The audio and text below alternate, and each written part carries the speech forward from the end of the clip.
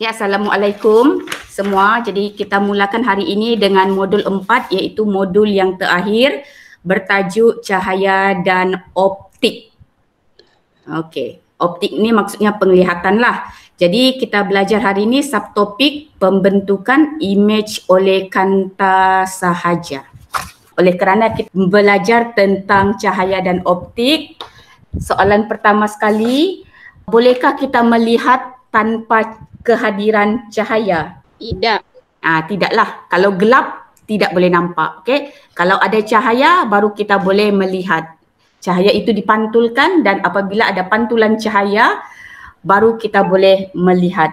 Yang kedua, boleh faham tu ya, kalau malam gelap tiada cahaya kita tidak boleh melihat.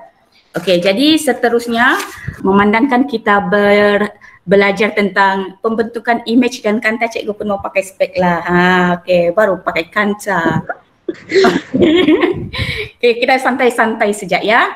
Jadi seterusnya, okey, yang pakai spek di sini adalah Talita. Talita tolong respon. Ya. Spek kamu diperbuat daripada apa? Plastik. Plastik? Dia punya bingkai. Dia punya kanta. Tak apalah, di sini cikgu nampak pun si Mariati pun pakai spek dia punya profil. Kaca ke cikgu? Ya, kaca lah. Okey, jadi sekarang kalau orang pakai spek ni, Talita rabun apa Talita? Rabun jauh. Orang muda memang rabun jauh. Cikgu pun rabun jauh. Maksudnya cikgu pun masih muda lah, muda remaja. Okey, jadi kalau orang muda adalah rabun jauh, kalau orang tua rabun dekat. Rabun dekat lah. Macam mana kamu mau bezakan rabun jauh dan rabun dekat? Ialah orang yang rabun jauh dia tidak nampak objek yang jauh, dia akan nampak kabur. Jadi macam jugalah cikgu, kalau cikgu tidak pakai spek di kelas mengajar kamu, muka kamu cikgu nampak semua licin. Maksudnya bila jauh cikgu tidak nampak tu jerawat-jerawat ya. Bila pakai spek, cikgu baru nampak jerawat. Itu maksudnya cikgu rabun jauh. Jadi cikgu pun masih tergolong dalam muda lah, muda belia. Jadi biasanya okey, kalau orang tua ni kan dia membaca begini tahu, dia membaca begini. Kenapa membaca begitu? Sebab dia rabun dekat. Ya, rabun dekat. Yang benda dekat dia tidak nampak. Dia kena kasih jauh sedikit baru dia boleh nampak. Okey? Jadi itu perbezaan antara orang muda dan orang tua. Maksudnya kecacatan mata tu bila orang muda adalah rabun jauh dan bila orang tua adalah rabun dekat. Setakat itu ada soalan? Tiada. Okey. Jadi sekarang untuk sekali lagi bila berkaitan dengan kanta, bila spek ni yang untuk rabun jauh dia diperbuat daripada kanta apa tu? Ada dua jenis kanta iaitu kanta cembung dan juga kanta cekung. Kanta cembung di tengahnya kembung. Cikgu tidak sempat cari ya tadi, di tengahnya kembung.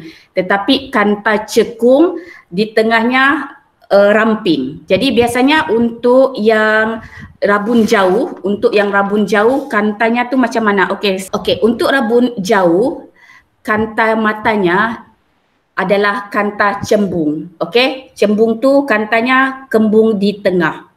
Okey, kalau orang tua untuk rabun dekat, dia memakai spek yang diperbuat daripada kanta cekung, dia punya tengah tu adalah ramping. Faham? Cembung begini, cekung begini. Okey, nanti kita lihat sekejap lagi. Right. Okey, cikgu akan share modul yang cikgu share dengan kamu ya untuk lihat perbezaan kanta cembung dan juga kanta cekung. Boleh nampak sudah yang cikgu share? Boleh. Okey. Siapa tidak boleh nampak bererti dia memerlukan kanta ya. Okey, jadi di sini ya, kanta cembung dia berfungsi untuk menumpu dan kanta cekung adalah berfungsi untuk mencapah. Okey, jadi kalau kita lihat gambar di sini, ada kanta di sini dan ini garis-garis ni adalah cahaya matahari. Lama kelamaan objek yang di sini boleh terbakar. Jadi kanta apa yang digunakan di sini? Cembung. Kanta cembung lah. Semua cahaya matahari itu akan difokuskan, akan ditumpukan pada satu titik. Akhirnya menyebabkan panas dan juga terbakar. Okey, jadi seterusnya untuk melabelkan gambar raja sinar, cikgu perlu terangkan istilah-istilah yang berkaitan dengan kanta. Okey, kita rujuk di sini. Okey, ini adalah kanta cembung dan yang ini adalah kanta cekung. Okey, kita lihat paksi utama. Paksi utama adalah garis lurus yang melalui pusat optik dan berserenjang dengan kanta. Okey. X ni, tengok ni X. Ini adalah garis lurus. Garis lurus ini melalui pusat optik. Pusat optik dan berserenjang dengan kanta. Okay, cikgu cakap sahaja sekali, nanti cikgu akan terangkan lagi dekat whiteboard di belakang. Okay, cikgu sediakan. Jadi sama juga seperti kanta, kanta pun ada pusat. Razlan ada pusat, Razlan? Ada. Okey, di mana terletaknya pusat itu? Di badan? Perut. Memanglah di perut, tapi maksudnya di tengah-tengah bahagian badan lah kan? Iya. Jadi sama juga yang macam ini kan, kanta pun ada pusat. Jadi pusat itu terletak di tengah-tengah kanta. Okey, pusat optik adalah pusat kanta. Sama juga bentuknya O. Okey, Akasha punya pusat bentuk apa, Akasha? Bulat. Ialah bentuk O Bentuk O juga lah, kan? cikgu. Ialah bentuk O lah. Sama juga macam, okey, sekarang cikgu mau kaitkan supaya kamu senang ingat ya, kanta dengan pusat optik, pusat kanta dan pusat kamu. Jadi pusat optik ni terletak di tengah-tengah kanta. Okey, jadi dia dipanggil pusat optik. Jadi dia diwakili oleh huruf O. Senangnya pusat di tengah-tengah. Jadi pusat optik bentuknya O, seperti juga pusat si Akasha. Jadi paksi utama adalah garis lurus yang melalui pusat optik ni dan berserenjang dengan kanta. Nanti sekali lagi cikgu akan terangkan. Dan seterusnya, okey, cikgu perlu besarkanlah kan gambar ni macam kecil pula. Okey, seterusnya titik fokus. Titik fokus adalah titik pada paksi utama. Ni paksi utama yang diwakili oleh X. Jadi titik ini kalau kanta cembung, semua cahaya menumpu padanya. Okey, di sinilah. Di mana dia menumpu di sini bererti pada titik itu kita tandakan sebagai titik fokus.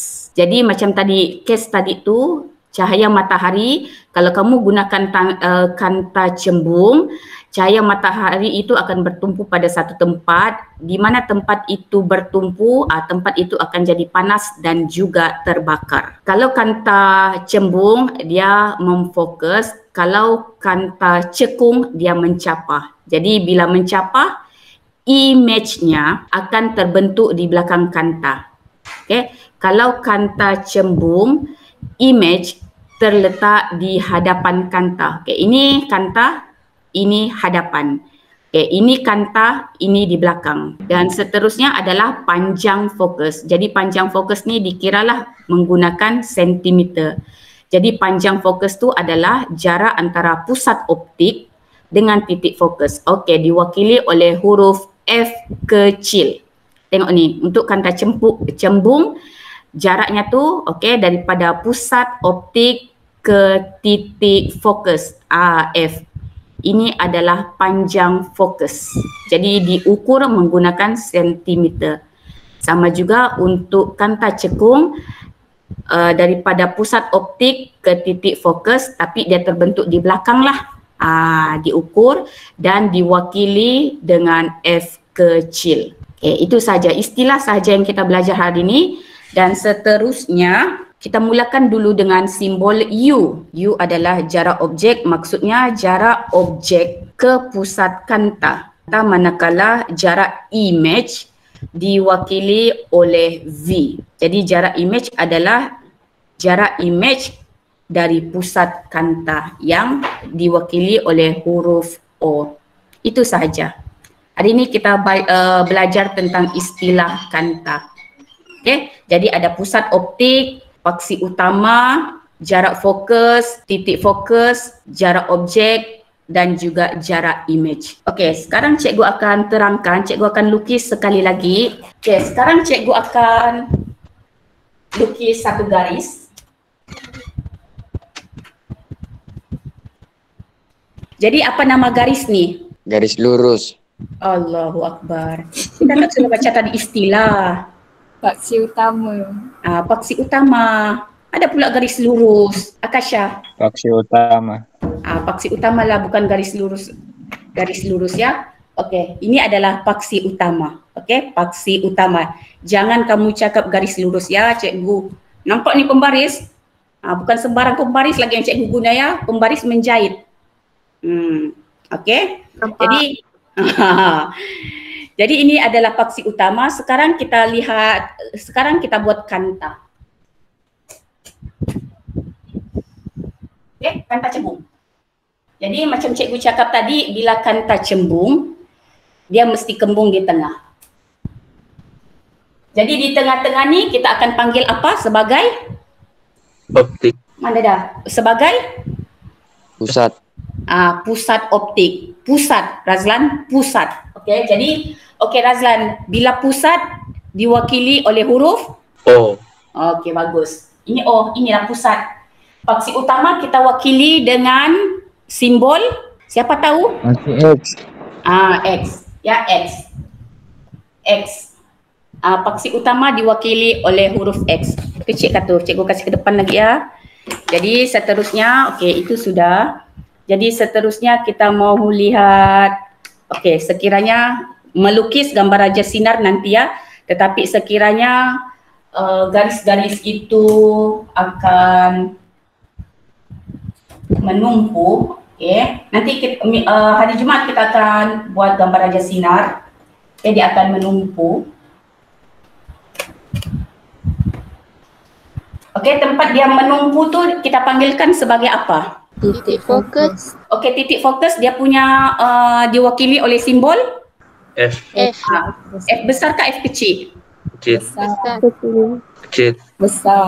Kecil. Berapa orang jawab kecil? Baik. Razlan saja. Berapa orang jawab besar? Saya. 1, 2, Saya. 3, Ya, saya juga. 4. Farah, apa jawapanmu Farah? F besar. Ya, betul lah F besar. Ya, F besar. Salahlah si Razlan. Dan jarak itu, jarak titik fokus dengan pusat kanta, jarak baru diwakili oleh F kecil. F kecil itu adalah panjang fokus ataupun jarak fokus. Okey, F besar adalah titik fokus, F kecil adalah jarak fokus. Okey, dan akhir sekali U adalah jarak objek daripada pusat kanta dan V adalah jarak image daripada pusat kanta. Dan bagaimana untuk mengingat antara U dan juga V ini ialah U objek, jarak objek daripada pusat kanta, V adalah jarak image daripada pusat kanta. Jadi cara untuk mengingat adalah kamu baca ikut alfabet U, V, W, X, Y, and Z. Okey, jadi U dahulu baru V. Okey, U tu adalah objek, V adalah image. Samalah juga, kalau kamu tidak ada nampak apa-apa objek, maka tiada image lah yang akan terhasil. Jadi objek akan menjadi U dan image akan jadi V. Boleh faham? Boleh, cikgu. Sekejap ya. Okey, itu saja. Sekian daripada cikgu. Assalamualaikum. Okey, bye semua. Terima kasih cikgu. Ya, sama-sama. Ya, sama. Kasih diterima. Terima kasih, cikgu. Ya, bye.